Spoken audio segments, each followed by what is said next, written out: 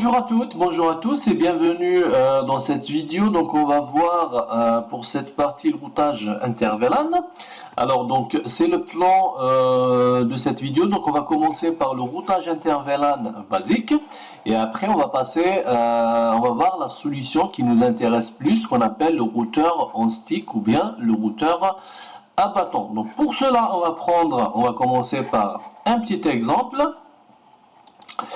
Donc on va prendre un switch, d'accord, qu'on va segmenter en VLAN. On va créer deux VLAN, sachant que par défaut, on a déjà un VLAN qui existe, c'est le VLAN natif, c'est le VLAN 1, d'accord. Alors, donc là, on va créer le VLAN 10 et on va créer un deuxième VLAN, le VLAN 20, par exemple.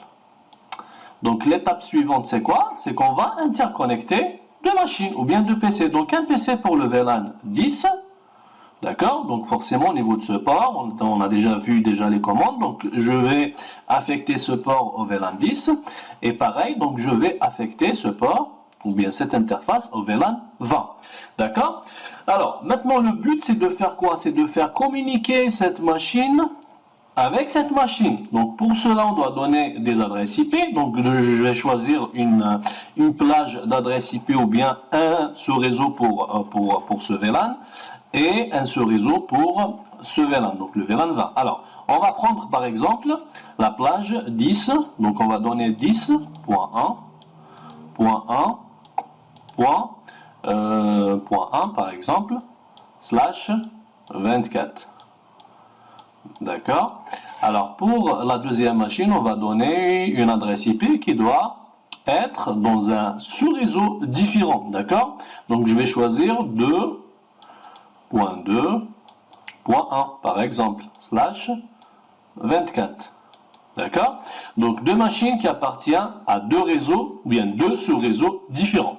Alors, question maintenant, si je vais faire un ping entre les deux machines, est-ce que ça marche? Non, ça ne marche pas. Pourquoi? Parce que tout simplement, les deux machines appartiennent à deux domaines de broadcast différents, d'accord.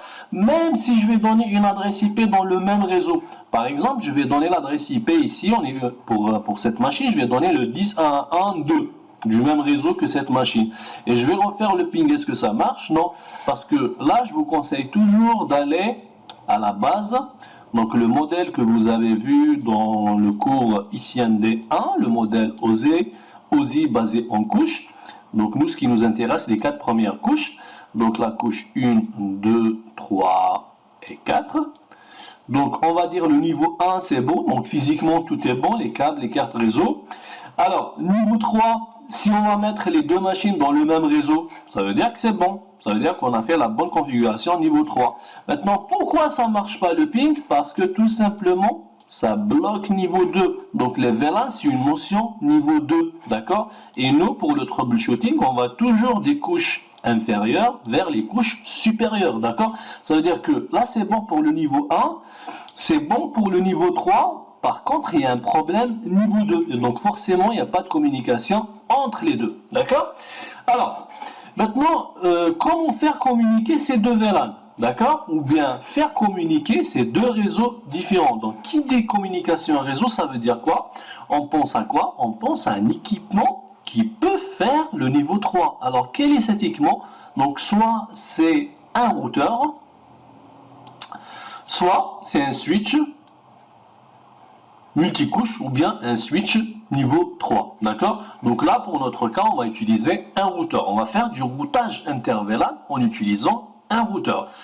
Alors, donc, on va interconnecter le switch avec le routeur via un câble. D'accord? Et un autre câble qui vient du VLAN 20 vers le routeur, notre routeur. D'accord? Alors, niveau configuration, donc au niveau du switch, il faut tout simplement, comme on l'a fait ici, affecter ce port pour le VLAN 10 et affecter ce port pour le VLAN 20. D'accord? Alors, côté routeur, donc on doit faire quoi? On doit configurer des adresses IP pour les interfaces. Donc on va donner une adresse IP qui fait partie de la même plage du VLAN 10. On va donner par exemple 10.1.1.254. Après, on peut donner notre adresse IP. Par contre, c'est un petit peu le genre d'adresse qui sont affectées pour les interfaces routeurs ou bien pour les passerelles par défaut des utilisateurs. D'accord? Donc là, on va donner pareil une adresse IP qui fait partie de ce même réseau. Donc le 10.2 quelque chose. Donc on va donner 10.2 pour avoir une configuration propre. On va essayer de faire une symétrie pour les deux VLAN. Donc 10.2.2.254. D'accord? Alors, il ne faut pas oublier une chose. Donc au niveau de la carte réseau de cet utilisateur, donc j'ai déjà mis l'adresse IP, j'ai mis le masque. Il ne faut pas oublier de configurer la passerelle par défaut. Donc on va mettre quoi? 10.1.1. Ça doit être l'adresse IP qu'on a donnée pour cette interface. Donc 254. Voilà. Donc au niveau de cette carte réseau, donc on va faire pareil. Donc on va donner une passerelle par défaut. Donc on a déjà donné cette adresse IP, on a donné le masque, on va configurer la passerelle par défaut. Donc c'est 10.2.2.254. D'accord? Donc si on veut vérifier, donc au niveau de ce routeur, si vous allez taper la commande show IP route pour voir la table de routage, normalement vous allez voir les deux réseaux, ils sont directement connectés. Donc si vous ne voyez pas les deux réseaux, ça veut dire qu'il y a un problème. Peut-être l'interface elle n'est pas encore activée. Donc il ne faut pas oublier de faire un no shutdown au niveau des interfaces. D'accord? Au niveau d'un routeur, par défaut les interfaces elles sont désactivées. Donc il ne faut pas oublier de faire un no shutdown au niveau des interfaces, contrairement au switch. Donc les interfaces elles sont activées par défaut. Alors, donc si tout va bien, on va faire le ping de ce PC vers ce PC. Donc, la trame qui vient au niveau de ce switch, le switch, il va l'envoyer à travers cette interface. Le routeur, il va recevoir la trame, donc il va désencapsuler, il va voir l'adresse IP destination, il va vérifier sa table de routage, il va comprendre que pour router le paquet à destination de ce réseau, il faut l'envoyer à travers cette interface. Donc, la trame qui arrive au niveau de ce switch, et le switch qui va commuter la trame vers le PC. Donc, le ping, ça marche entre les deux PC. Donc, ça c'est bien, d'accord? Donc, ça c'est une solution pour faire du routage inter-VLAN. Mais le problème ici, c'est quoi? C'est qu'on a que deux VLAN. Dans le cas où vous voulez créer d'autres VLAN. Donc on a créé le VLAN 10, 20, on va créer le VLAN 30, 40, 50, 60 et ainsi de suite. Donc VLAN par exemple 30, 40, 50, 50, 60, pardon. Donc qu'est-ce qu'on doit faire maintenant? Qu'est-ce qu'on doit mettre de plus pour faire communiquer tous ces VLAN? Donc si on suit cette logique, on doit interconnecter ce VLAN via une autre interface avec un autre câble. Un autre câble, un autre câble et un autre câble. Donc là c'est pour combien de VLAN? 1, 2, 3, 4, 5, 6. D'accord? Ça c'est vraiment un minimum pour un réseau de production où vous avez à partir de 100 utilisateurs. D'accord? Donc c'est pour vous dire qu'on risque d'avoir beaucoup plus de VLAN. Et ça c'est pas évident. Pourquoi? Parce qu'au niveau routeur, donc déjà par défaut un routeur, vous avez deux interfaces qui viennent par défaut. Si on veut mettre d'autres interfaces, il faut rajouter des modules et ça coûte cher et c'est pas évident, d'accord? Donc là on va dire que c'est pas la meilleure solution. Ça peut être une solution pour un petit réseau à 2-3 VLAN, d'accord? Et même si vous avez assez de ports au niveau du routeur. D'accord? Donc les avantages de cette solution, c'est la simplicité de mettre en place côté routeur. Donc il suffit juste de brancher les câbles, de créer les VLAN et ça marche directement. Par contre, le grand inconvénient, c'est quoi? C'est que ce genre de solution s'adapte très difficilement à un grand nombre de sous-réseaux. Ça veut dire un grand nombre de VLAN. D'accord? Il faut une interface physique par subnet côté routeur, mais également côté switch. Hein, d'accord? Ça veut dire que même switch, on va consommer des interfaces. Alors, donc on va essayer de passer à une solution meilleure. Alors, donc l'idée ici, c'est de prendre toujours le même exemple. On va mettre pareil un routeur. D'accord? On a toujours les mêmes réseaux. Donc le 10.1.1.1/24. Et ici, c'est 10. Alors, point 2, point 2, point 1/24. Alors, donc, le but ici, c'est quoi? C'est de limiter le nombre de connexions physiques entre le switch et le routeur et partager entre plusieurs domaines de diffusion ou bien de broadcast. Sauf que, côté switch, il est impossible, on est d'accord, qu'il est impossible d'affecter plusieurs, ou bien une interface pour plusieurs VLAN. Donc, on peut affecter une interface qu'un seul VLAN, d'accord?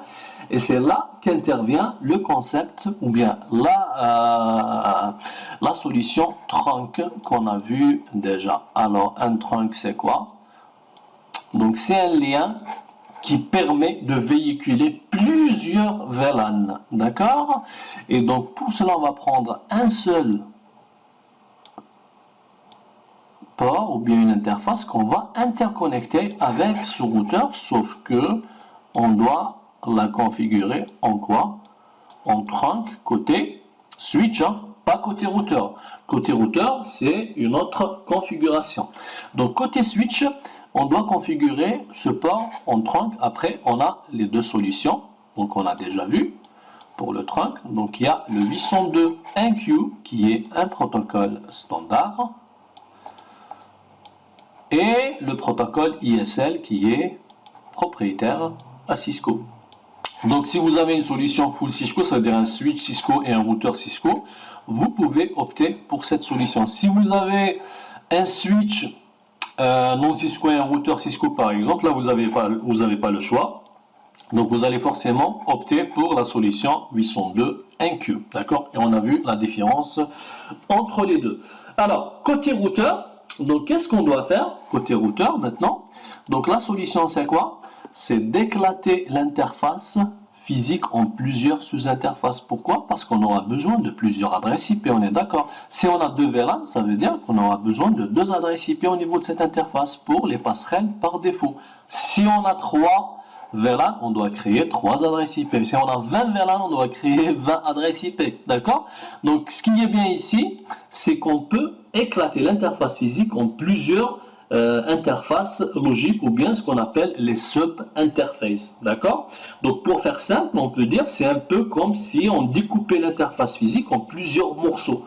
D'accord? Et c'est ce qu'on appelle les sous-interfaces. Donc, chacun de ces morceaux est ensuite configuré pour accepter les 30 tags qui viennent du switch, d'accord, avec l'identifiant du VLAN. Ok? Donc, résultat, le routeur, maintenant, il dispose d'une interface dans chacun des domaines de diffusion ou bien de broadcast. D'accord? Donc, alors, au niveau de ce routeur, donc au niveau de cette interface, pour cet exemple, on va l'éclater en 2 sous-interfaces. Et chaque sous-interface, on doit lui attribuer une adresse IP. Donc, par exemple, sous-interface, on va l'appeler, si c'est une interface Fast Ethernet 0, physiquement, elle s'appelle F00. Donc là, on peut créer l'interface F00. Point, par exemple, puisque c'est le VLAN 10, on peut l'appeler 10. D'accord? Et là, puisque c'est le VLAN 20, on peut appeler la deuxième sous-interface, on peut l'appeler point 20. Alors, juste pour vous dire que ça, c'est pas important. Si c'est le VLAN 10, c'est pas que c'est le VLAN 10 que j'ai donné 10, hein, d'accord? C'est juste pour la configuration soit propre, d'accord? Donc, je peux donner par exemple F00.100 ou bien point 1, par exemple, c'est comme vous voulez. Alors, au niveau de cette sous-interface, donc, je dois donner une adresse IP, donc, qui correspond à ce réseau. Donc, on va faire comme au premier exemple. Donc, je vais donner le 10.1.1.254. Et pour la deuxième sous-interface, je vais donner le 10.2.2.254. D'accord? Alors, toujours, il ne faut pas oublier les passerelles par défaut. Parce que là, on va communiquer avec un autre réseau. Donc, on doit passer par une passerelle par défaut. Donc là, au niveau de la passerelle, je vais mettre le 10.1.1.254. Pour la passerelle par défaut de ce PC, donc je vais mettre le 10.2.2.254. D'accord? Donc, si tout va bien, ici, si c'est bien configuré, donc on vérifie le trunk, les sous-interfaces, on vérifie que l'interface elle est bien app, d'accord? Ça c'est important, qu'on a désactivé l'interface. Et après, on va tester le ping donc entre les deux machines. Donc, si tout va bien, si tout est bien configuré, donc ça marche entre les deux. Donc, l'idée ici, donc quand je fais le ping par exemple, à partir de ce PC, ça arrive au niveau de ce switch, ça sort à partir de ce trunk. Donc, le switch, qu'est-ce qu'il va faire? Il va prendre la trame qui sort du PC, sauf que il va lui mettre une couleur la couleur noire, pour dire que ça vient du VLAN noir, d'accord? Donc tac, tac, tac, tac, ça arrive au niveau du routeur. Le routeur, qu'est-ce qu'il va faire? Donc il vient de recevoir une trame, d'accord? Et lui, il fait du niveau 3, donc il va désencapsuler la trame, il va prendre le paquet IP, il va voir l'adresse IP de destination, il va voir que l'adresse IP de destination, c'est le 10.2.2.1, donc c'est l'adresse IP de cette machine. Donc il va faire du routage, il va vérifier sa table de routage, il va comprendre que pour router un paquet à destination de ce réseau, il faut l'envoyer à travers la même interface, c'est la face 00. Sauf que il va la taguer, donc la trame à la sortie, parce qu'après on va voir la configuration. Donc vous allez voir qu'il y a une commande qui permet de taguer à la sortie, ça c'est important. Donc le routeur il va taguer cette trame avec la couleur rouge, donc elle arrive au niveau de ce port trunk, de cette interface trunk. Le switch, qu'est-ce qu'il va faire dans ce cas? Il va l'envoyer vers le VLAN rouge, d'accord? La destination c'est le VLAN rouge. Après, donc le PC, le switch, donc la trame elle va être commutée vers ce port, et donc du coup on a un ping qui marche entre les deux PC, et c'est ce qu'on appelle le routage inter-VLAN avec la solution routeur on stick, d'accord? Donc ça c'est bien, ça marche entre les deux. Donc les avantages de cette solution, c'est qu'on a une seule liaison de diffusion, le domaine de broadcast entre le switch et le routeur, d'accord? Donc il suffit de créer les sous-interfaces au niveau du routeur et de créer le trunk ou bien configurer le trunk niveau switch. Alors si on veut parler un peu d'inconvénients pour cette solution, donc c'est que tous les domaines de diffusion passent par la même liaison physique. Ça peut être un inconvénient, donc ce qui devient le goulot d'étranglement. C'est pour ça que dans les best practices, dans les recommandations, c'est d'utiliser une interface qui va à partir de 100 mégas, ça veut dire une fast Ethernet. C'est pas recommandé d'utiliser une interface Ethernet à 10 mégas, d'accord? Parce que tout le routage inter-VLAN va se faire au niveau de cette interface. Donc l'idéal, c'est d'utiliser soit 100 mégas, soit 1 giga carrément, d'accord? Alors, les inconvénients aussi, c'est que il faut faire appel à un switch qui est manageable. Ça veut dire qu'on ne peut pas utiliser n'importe quel switch. Il faut qu'il y ait un switch manageable qui supporte le trunk avec le 802.1Q ou bien l'ISL, sachant que, bon, on ne peut pas le considérer comme étant un inconvénient parce qu'actuellement, pratiquement tous les switches sont manageables, même les switches les plus basiques, vous avez une interface graphique où vous pouvez configurer du trunk avec du 802.1Q au minimum, d'accord? Donc voilà, j'espère que ça a été clair pour vous cette notion de routage inter-VLAN. Donc on a commencé par voir le routage inter-VLAN basique en utilisant plusieurs liaisons physiques entre le switch et le routeur. Et on a fini par la solution qui nous intéresse, qui est plus intéressante, c'est la solution routeur on stick avec un switch et un routeur. Donc côté switch, il faut configurer le trunk, côté routeur, il faut créer ou bien éclater l'interface physique en sous-interface logique, donner une adresse IP pour chaque sous-interface qui va être la passerelle par défaut pour chaque domaine de broadcast. Je vous remercie de m'avoir suivi pour cette vidéo et je vous dis à la prochaine. Ciao, ciao.